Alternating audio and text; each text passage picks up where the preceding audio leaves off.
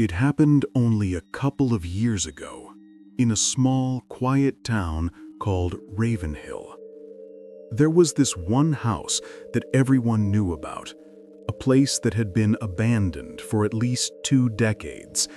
It sat far back from the main road, hidden deep within a cluster of trees where sunlight barely touched the ground. People in town had stopped talking about it years ago. No one bought it, no one fixed it, and eventually, nature swallowed it whole. You could drive past the old driveway and never even know it was there. I've always been drawn to abandoned places. Something about the silence and mystery fascinates me. So one quiet afternoon, when I had a day off from work, I decided to finally go explore it. I packed a small flashlight, a bottle of water, and my phone, then started the walk down the forgotten road. The driveway was almost invisible, overgrown with tall grass and weeds. It took me a good 5 minutes just to reach the clearing where the house stood. The structure looked like a large 2-story wooden cabin, rotting and leaning slightly to one side. Windows were broken. The roof sagged, and vines curled around every corner. I stepped up to a shattered window and listened for a while. Nothing, not even the sound of insects. When I was sure I was alone, I went to the front door. It was already cracked open, so I pushed it wider and stepped inside. The air was thick and musty. The living room looked like it had been frozen in time. Torn furniture, old picture frames, and books scattered across the floor. The walls were peeling, and cobwebs hung from the ceiling like lace. I wandered around the first floor, feeling that strange mixture of fear and curiosity. After a few minutes, I climbed the staircase to the second floor. Every step creaked beneath my weight. It felt like the whole house was holding its breath. There were 2 doors upstairs, one open, one closed. I checked the open one first. The room was completely empty. Not even dust on the floorboards, which somehow made it creepier. Then out of nowhere, I heard a thud from below. It wasn't a kind of noise an old house makes. It was deliberate, solid. I froze. My flashlight trembled slightly in my hand. I called out a quiet, "Hello?" No answer. I slowly backed toward the stairs, every instinct telling me to leave. When I reached the bottom, the house was silent again, but something felt different. Then I saw it. The front door, the one I had left open, was now shut tight. My stomach dropped. I rushed toward it and yanked the handle, but it wouldn't move. It was bolted shut from the outside. That's when the panic hit. Someone else was here.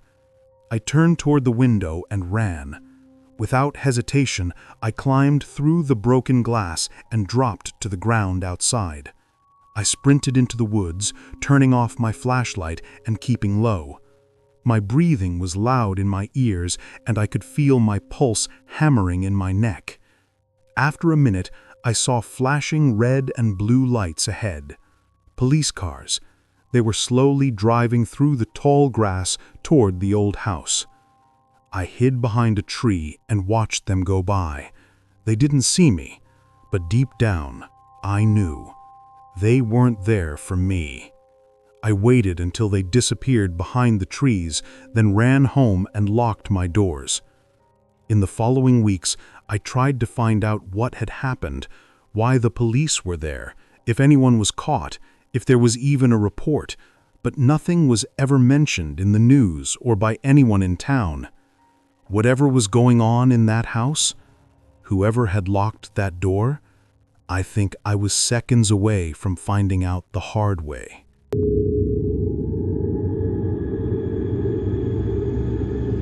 This happened back in 2016, when I was living with my 2 best friends, Ethan and Marcus. We shared a small apartment just outside a quiet industrial city called Hollow Ridge. We were all finishing our last year of college, juggling part-time jobs and trying to find moments of fun between the stress. Whenever we actually had a free weekend, we'd usually go exploring, hiking, urban photography, abandoned places, that kind of thing. One Thursday night, Marcus mentioned a rumor he'd heard from a classmate. There was an old decommissioned factory sitting on the outskirts of the city, supposedly abandoned since the late 80s.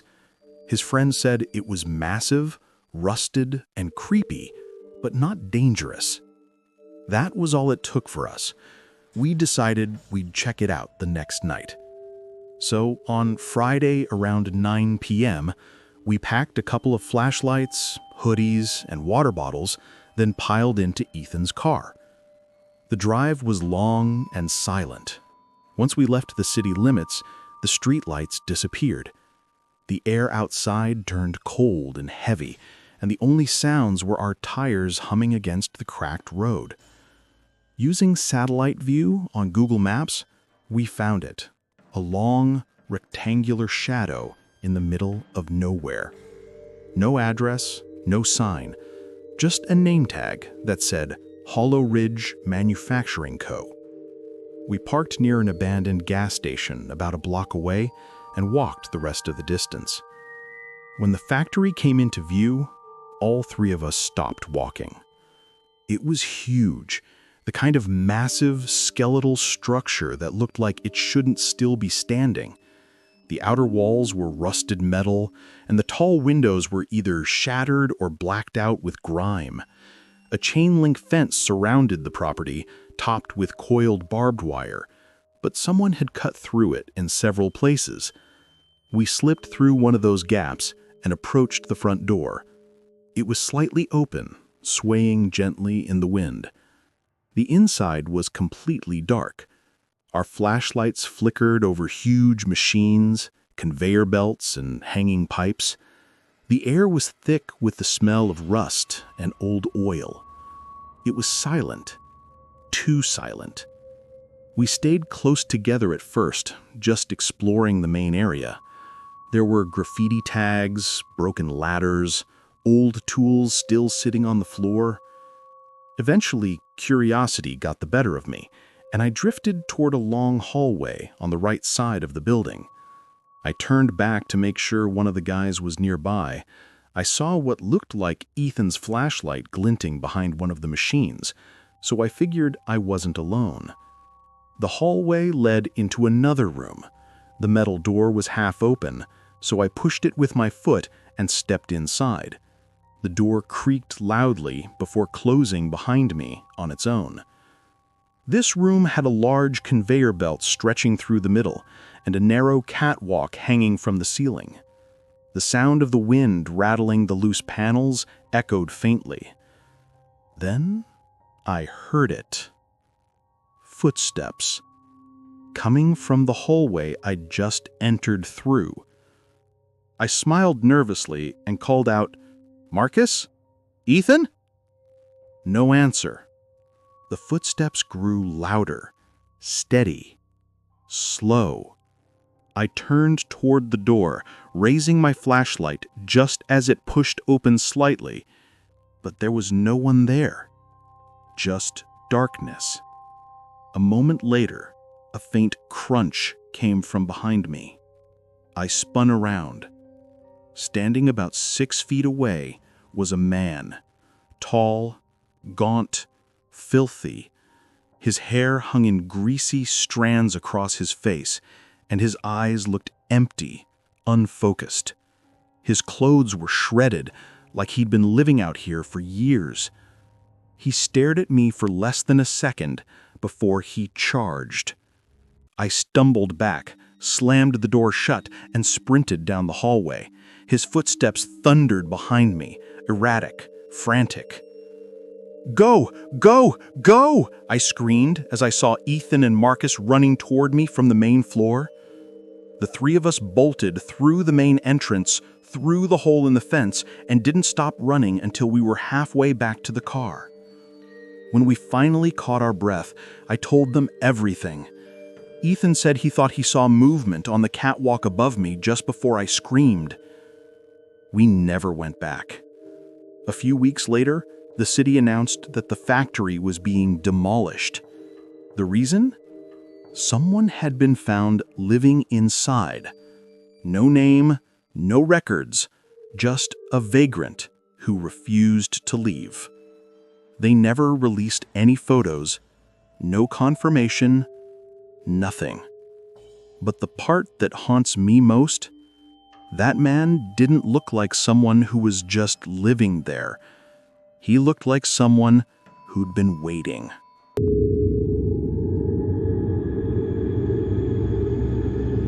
This happened in the winter of 2019, when I had just moved to a small town in Northern Virginia called Black Hollow. I'd recently accepted a new job there, and since I didn't know anyone in the area, I spent a lot of my evenings driving around, just exploring and getting to know the place. Black Hollow was quiet, too quiet.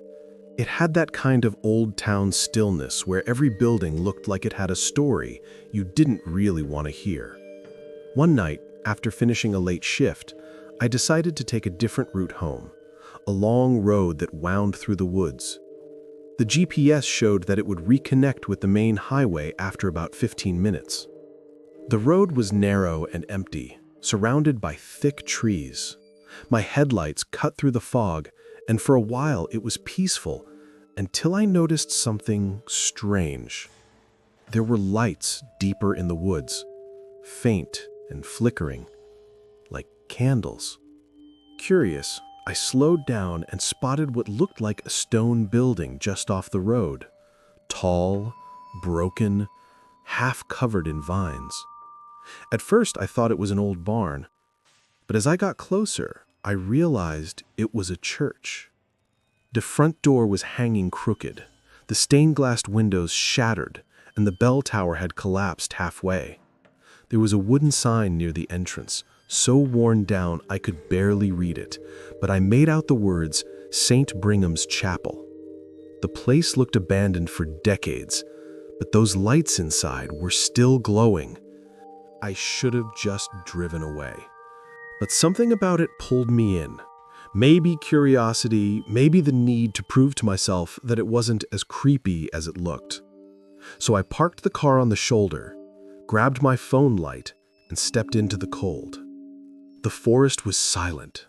No wind, no insects, just dead air. As I got closer, I saw that the church's front door was slightly open. Through the crack, I could hear something, a faint rustling sound, like movement. When I pushed the door open, it gave a deep, wooden creak.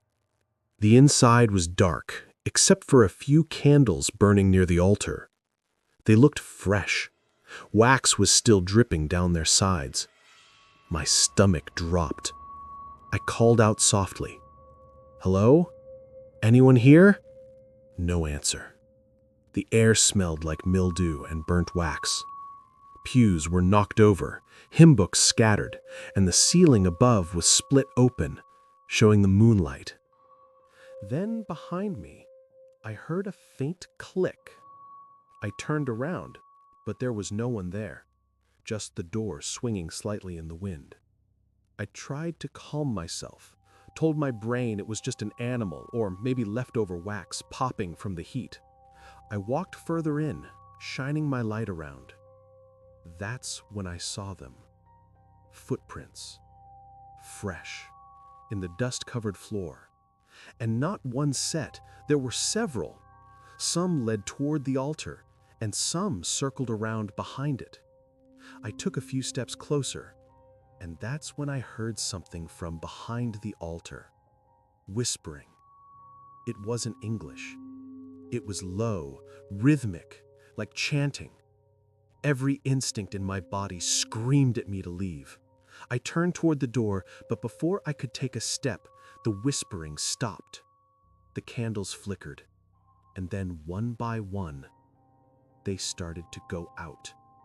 I ran. I didn't look back, didn't check where the footprints led. I just sprinted through the doorway and across the road. When I reached my car, I slammed the door and locked it instantly.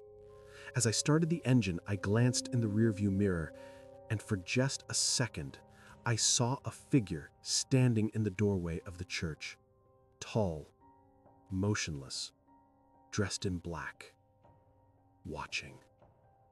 The next morning, I went back with a coworker just to prove I wasn't losing my mind. But when we got there, the church was gone. Not destroyed, just gone.